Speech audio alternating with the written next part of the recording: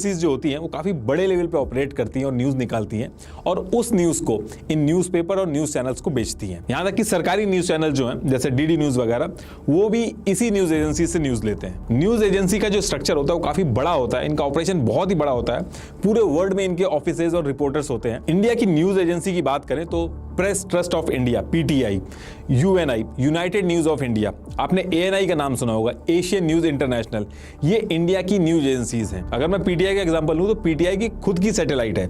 Government से लेके the Hindu, NDTV, times of India, Indian express, ये सब पीटीआई के सब्सक्राइबर हैं। तो ये जो न्यूज एजेंसीज हैं ये न्यूज निकालती हैं और अपने सब्सक्राइबर्स को बेचती हैं। इनके जो सब्सक्राइबर्स हैं वो गवर्नमेंट से लेके बड़े बड़े न्यूज़पेपर और टीवी चैनल्स हैं। तो ये जो टीवी न्यूज चैनल होते हैं, न्यूज़पेपर होते हैं, ये अपने बजट के हिसाब से उतने रिपोर्टर्स रखते हैं और बाकी की जो न्यूज होती है वो डायरेक्ट न्यूज एजेंसी से खरीद लेते हैं। जैसे आप सुनते होंगे कि एजेंसी के हवाले से खबर आ रही है तो वो खबर इसी न्यूज एजेंसी की होती है। जैसे ये पेज द प्रिंट का है लेकिन साइड में लिखा है पीटीआई, मतलब कि ये न्यूज यहां से ली गई है। आप देखते होंगे एएनआई का जो माइक है वो हर न्यूज फुटेज में दिखता होगा, तो एएनआई फुटेज लेके टीवी न्यूज चैनल्स को बेच देता है। और अभी लास्ट एक साल से पीटीआई जो है वो भी वीडियोस में आ गया तो वो भी फुटेज वगैरह देता है। तो अगर किसी को पूरे देश के ओपिनियन पे कंट्रोल करना है तो न्यूज एजेंसीज, न्यूज़पेपर और टीवी चैनल्स तीनों पे कंट्रोल करना होगा। ये तीनों अगर चालें तो लोगों को सरकार के सपोर्ट या फिर अपोज में खड़ा करने का दम रखती हैं, क्योंकि आम जनता जो होती है वो खुद थोड़ी लोकेशन पे जाके इंफॉर्मेशन कंफर्म करती है, वो तो इन सब के थ्रू जो बताया जाता है वही मानती है। अब अगर ये तीनों मिलकर बैक टू बैक न्यूज देने लगे कि अगले क्वार्टर में इंडिया सुपर पावर हो जाएगा, तो आप अलग अलग डिपार्टमेंट में आरटीआई डाल के खुद सारा डेटा नहीं कंफर्म करते हो, आप मान लेते हो। न्यूज मीडिया जो होती है वो किसी भी देश के लिए सबसे इंपॉर्टेंट चीज होती है, इसलिए इसको फोर्थ पिलर ऑफ डेमोक्रेसी भी बोला जाता है।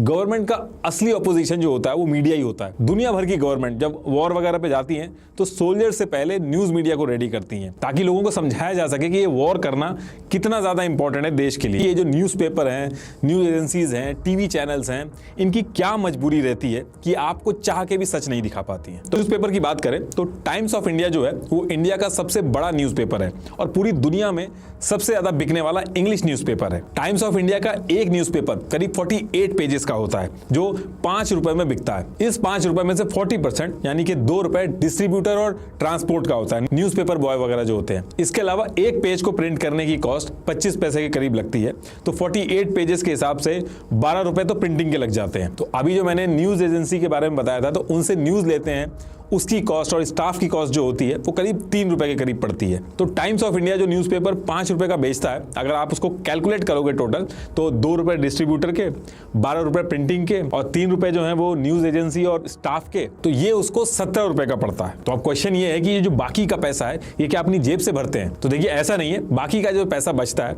वो एक न्यूज़पेपर को एडवर्टीजमेंट से पूरा करना होता है। तो मोटा मोटी ये समझाने का मतलब ये है कि न्यूज़पेपर जो है अगर उसको सर्वाइव करना है तो एडवर्टीजमेंट उसके लिए सब कुछ बन जाता है। अब आप ये भी कह सकते हो कि जो एडवर्टीजमेंट है इसको सब कुछ क्यों बनाना, 17 रुपए लगते हैं तो आप न्यूज़पेपर को 20 रुपए में बेच दो और अपना प्रॉफिट बना लो। तो देखिए ऐसा भी नहीं किया जा सकता।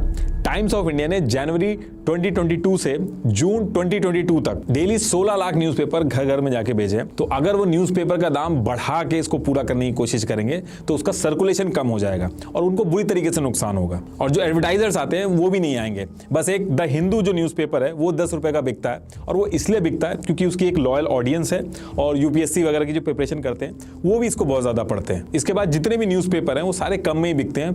पहली चीज तो यह कि जब टाइम्स ऑफ इंडिया ही कम में बेच रहा है तो बाकी न्यूज़पेपर की भी मजबूरी हो जाती है उसको कम में बेचना, क्योंकि अगर ऐसा नहीं करेगा वो तो कोई और लेगा ही नहीं उसको। अब देखिए जो एडवर्टाइजर है जो पैसा देके अपना ऐड करवा रहा है न्यूज़पेपर के अंदर, वो उसी न्यूज़पेपर को प्रेफरेंस देता है जिस न्यूज़पेपर के ऑडियंस की परचेजिंग पावर ज्यादा होती है। तो ऐसा माना जाता है कि जो इंग्लिश बोलते और पढ़ते हैं उनकी परचेजिंग पावर ज्यादा होती है, तो इंग्लिश न्यूज़पेपर के ऐड जो होते हैं वो ज्यादा महंगे होते हैं। और क्योंकि एडवर्टाइजर्स का फोकस जो है वो उन न्यूज़पेपर्स पे होता है जिनकी ऑडियंस की परचेजिंग पावर ज्यादा होती है, तो हिंदी न्यूज़पेपर हो या फिर इंग्लिश न्यूज़पेपर हो, जो प्रिविलेज ऑडियंस है जो न्यूज़पेपर खरीद के पढ़ सकती है, उसी ऑडियंस के हिसाब से न्यूज़ सर्व करता है। और वैसे भी ये जो 5 रुपए का जो न्यूज़पेपर है भले ही कम लगे, लेकिन एक गरीब मजदूर, किसान और पिछड़े इलाकों के लोगों के लिए ये 5 रुपए भी बहुत महंगे होते हैं। तो ऐसे केस में जो न्यूज़पेपर है ये एक प्रोडक्ट बन जाता है जिसकी ऑडियंस गरीब लोग नहीं है बल्कि प्रिविलेज लोग हैं जो न्यूज़पेपर खरीद सकते हैं। इसलिए न्यूज़पेपर के अंदर जो न्यूज होती हैं जैसे कि Bollywood, sports, celebrity gossip, business leaders, ये सारी न्यूज जो होती हैं प्रिविलेज्ड रीडर्स के लिए ही होती है। और देश का जो काफी बड़ा गरीब तबका है